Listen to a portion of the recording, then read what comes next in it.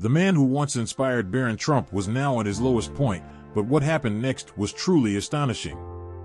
The rain poured relentlessly, turning the streets of Indianapolis into a shimmering maze of puddles. Barron pulled his hood tighter, trying to shield himself from the icy droplets. It was supposed to be a quick stop, just a detour on his way to a meeting, but fate had other plans. As he turned the corner of Market Street, his eyes caught a figure sitting under the awning of a closed diner. The man's clothes were worn and layered awkwardly, as if he had pieced together warmth from whatever he could find. He held a cardboard sign with hastily scrawled words, "Fallen on hard times. Anything helps." Something about his face seemed familiar, but Barron couldn't place it at first. Slowing his pace, curiosity pulled him closer despite the cold. Then, as he stood just a few feet away, the realization hit him like a punch to the gut. It was Mr. Harlow. Memories flooded Barron's mind. Mr. Harlow, his 8th grade history teacher, had once been a towering figure of intellect and kindness, a man who made ancient civilizations feel like thrilling stories and sparked a deep love for learning in him. Seeing him like this was unimaginable. Shivering and worn, the sight felt almost unreal. "Mr. Harlow?" Barron's voice cracked, more from shock than the cold. The man's head snapped up, his bloodshot, weary eyes searching Barron's face. For a moment, silence stretched between them until recognition flickered through the exhaustion. "Barron?" His voice was hoarse, disbelief woven into every syllable. But before either could say more, the weight of time, circumstances, and unspoken words hung between them, demanding to be acknowledged. Barron stood frozen as the rain continued to drizzle, memories of middle school flooding back in an instant. He couldn't stop them. Mr. Harlow had been more than just a history teacher. He was the kind of educator who made students feel seen, heard, and valued. Barron remembered stepping into Mr. Harlow's classroom at Greenfield Academy for the first time, taking in the walls covered with vibrant maps, detailed timelines, and quirky historical facts.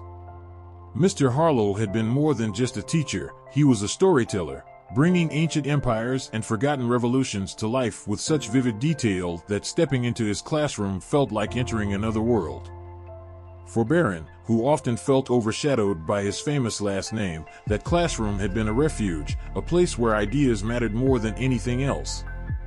One memory stood out, the day he gave a class presentation on the fall of Rome. His hands had trembled as he clutched his cue cards, nerves threatening to overwhelm him.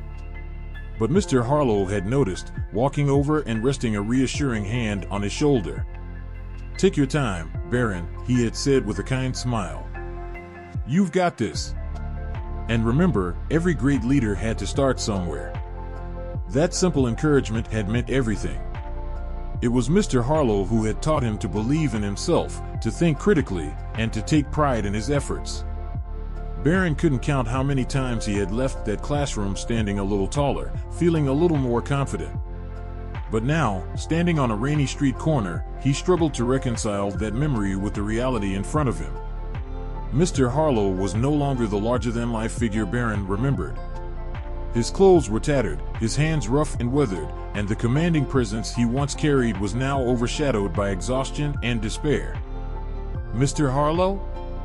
Barron repeated softly, stepping closer. "What happened to you?" The teacher hesitated, his gaze dropping to the wet pavement. He didn't answer right away, but the heavy silence between them spoke volumes. Barron could feel it. There was a story here, one far more complicated than he could have imagined. Finally, Mr. Harlow exhaled and whispered, "I'm sorry, Barron. I didn't think anyone would recognize me anymore." But Barron couldn't just walk away, not from the man who had once been his greatest mentor. Something deep inside him refused to let go, urging him to stay and uncover the truth. As the rain continued to drizzle, memories of middle school flooded his mind. Mr. Harlow had been more than just a history teacher. He was the kind of educator who made students feel seen, heard, and valued. Barron vividly recalled his first day in Mr. Harlow's classroom at Greenfield Academy, surrounded by walls lined with colorful maps, historical timelines, and fascinating facts that made history feel alive. The walls had been covered with vibrant maps, detailed timelines, and quirky historical facts, each one bringing the past to life. But it was Mr. Harlow himself who made history unforgettable, weaving tales of ancient empires and lost revolutions with such vivid detail that stepping into his classroom felt like entering another world. For Barron, who often felt overshadowed by his famous last name, that classroom had been more than just a place of learning. It was a refuge, a space where ideas mattered more than anything else. One memory stood out, the day he gave a class presentation on the fall of Rome. His hands had trembled as he gripped his cue cards, nerves threatening to take over. But Mr. Harlow had noticed. He walked over, placed a reassuring hand on Barron's shoulder, and said with a warm smile, "Take your time, Barron. You've got this. And remember, every great leader had to start somewhere." That simple encouragement had meant everything. Mr. Harlow had been the one to teach him to believe in himself, to think critically, and to take pride in his efforts. Barron couldn't count how many times he had left that classroom standing a little taller, feeling a little more confident. But now, standing on a rainy street corner, staring at the man who had once been his greatest mentor, it was almost impossible to reconcile the past with the present. Barron struggled to reconcile the memory of his inspiring teacher with the reality standing before him. Mr. Harlow was no longer the larger-than-life figure he had once admired. His clothes were tattered, his hands rough and weathered, and the confident presence he once carried had been replaced by exhaustion and despair. "Mr. Harlow?" Barron repeated softly, stepping closer. "What happened to you?" The teacher hesitated, his gaze dropping to the wet pavement. He didn't answer right away, but the heavy silence between them spoke louder than words. Barron could feel it. There was a story here, one far more complicated than he had imagined. Finally, Mr. Harlow exhaled and whispered, "I'm sorry, Barron. I didn't think anyone would recognize me anymore." But walking away wasn't an option. This was the man who had once been his greatest mentor, the teacher who had shaped his confidence and curiosity. Something deep inside Barron refused to let go, compelling him to stay and uncover the truth. His decision to help was immediate, but the path forward was anything but clear. The first challenge was getting Mr. Harlow to accept his help. The teacher hesitated, glancing down at his worn-out boots as if ashamed. "Barron, I don't want to be a burden," he murmured. He murmured, his voice barely audible over the rain. "You're not a burden," Barron insisted, his tone unwavering. "You mattered to me then, and you still do. You never gave up on me, and I'm not giving up on you now." Something in those words struck a chord. Slowly, Mr. Harlow nodded, allowing Barron to help him to his feet. They walked together toward Barron's car, a quiet understanding passing between them. Once they were out of the rain and settled in the warmth of the car, Barron began to form a plan. He wasn't naive. He knew this wasn't a problem that could be solved overnight. But he also knew he couldn't leave Mr. Harlow to struggle alone any longer. He started small, taking him to a nearby motel where he could have a hot shower and a proper bed for the night. As Mr. Harlow stepped into the modest room, he paused, his eyes scanning the space. "It's been years since I've slept anywhere that wasn't a shelter or the street," he said softly. Barron's heart clenched, but he didn't let the emotion show. "Get some rest," he said, handing Mr. Harlow a few essentials he had picked up from a nearby store.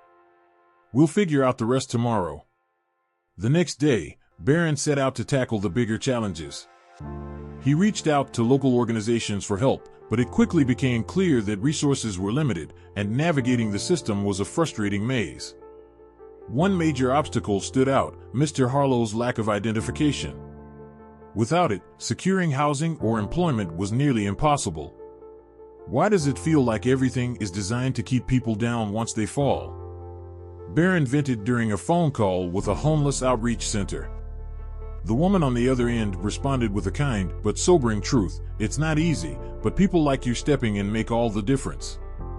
Encouraged but determined to do more, Barron turned to social media, sharing a heartfelt post about his former teacher's story.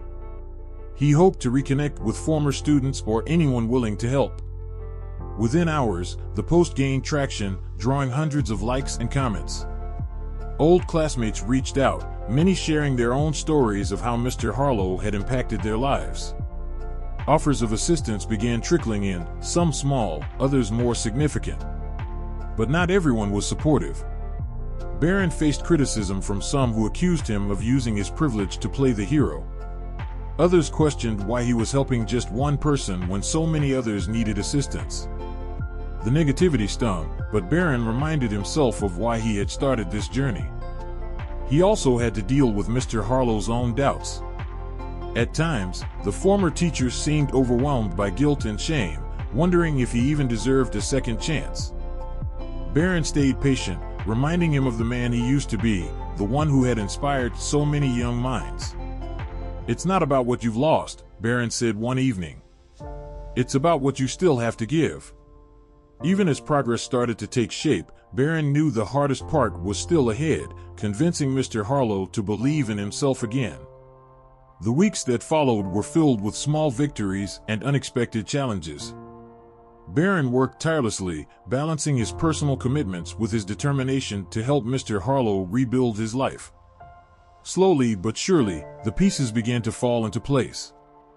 One of the first breakthroughs came when Barron managed to secure a meeting with a local nonprofit focused on helping homeless individuals reintegrate into society. They agreed to help Mr. Harlow obtain replacement identification documents, a crucial step toward securing stable housing and employment. Though the process was slow and tedious, it marked a significant turning point. With Barron's encouragement, Mr. Harlow also began attending group therapy sessions offered by the nonprofit. These meetings were challenging at first. Opening up about his struggles was painful and emotional, but with each session, Mr. Harlow seemed to reclaim a small part of himself that had been buried beneath years of hardship. One evening, as they sat in Barron's apartment reviewing job listings, Mr. Harlow suddenly looked up. "Do you think I could teach again?" he asked, his voice tentative but hopeful. Barron smiled. "Why not? You were born to teach, Mr. Harlow. Let's make it happen." They started small. Mr. Harlow began tutoring at a local community center, offering free classes in history and writing for underprivileged kids. Watching him interact with the students was like seeing a spark reignite. His confidence grew with each lesson, and soon parents and staff began praising him.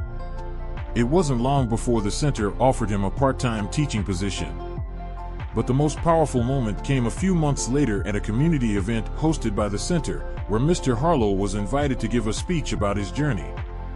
Standing before a crowd of students, parents, and supporters, he spoke candidly about his fall from grace and the people who had helped him back up. "I thought my story was over," he said, his voice steady yet filled with emotion. "But what I've learned is that every chapter, no matter how dark, leads to the possibility of something new. And it's never too late to rewrite the ending." The audience erupted into applause, and Barron, standing at the back of the room, felt a lump form in his throat. For the first time in years, Mr. Harlow looked like the man Barron had admired so deeply, proud, confident, and full of purpose. After the event, Mr. Harlow approached Barron. His eyes glistened with gratitude. "I don't know how to thank you," he said. "You gave me back my life." "You gave me so much more," Barron replied. "This is the least I could do." But Barron knew the real victory wasn't just in helping Mr. Harlow, it was in seeing how one act of kindness could ripple outward, touching lives far beyond what he could have imagined. Months passed, and Mr. Harlow's transformation became a testament to the power of second chances. He had gone from living on the streets to inspiring a new generation of students, proving that no matter how far someone falls, there's always a way to rise again, with the right support and a little faith. For Barron, the journey had been just as life-changing as it had been for his former teacher. The experience opened his eyes to the silent struggles people often face, hidden behind smiles or, in Mr. Harlow's case, weathered faces on city streets. It reminded him that everyone has a story, some just waiting for a new chapter to be written. As they sat together one sunny afternoon at a park near the community center, Barron realized how far they had both come. Barron couldn't help but reflect as he watched Mr. Harlow laugh with a group of students, realizing how much impact a single decision could have. One act of kindness, one moment of stepping outside your comfort zone to help someone else, could ripple outward in ways you never expect. "This is what you were meant to do," Barron said with a smile as Mr. Harlow walked back over to join him. "You were always meant to teach." Mr. Harlow nodded, a quiet pride shining in his eyes. "And you were always meant to lead." "Never doubt that." The story of Mr. Harlow and Barron Trump became an inspiration for others, encouraging countless people who heard it to look beyond the surface and offer a helping hand. It wasn't about heroics or grand gestures, it was about seeing the humanity in others and believing in the power of change. To everyone watching, Barron left one final message: if you see someone struggling, don't turn away. You never know how far a little compassion can go. Sometimes, it's not just about helping someone else, it's about rediscovering your own humanity in the process. And so, as Barron's story reminds us, even the smallest act of kindness can create a chain reaction of hope, redemption, and purpose. If this story moved you, take a moment to reflect, share, and subscribe for more stories that remind us of the best in humanity.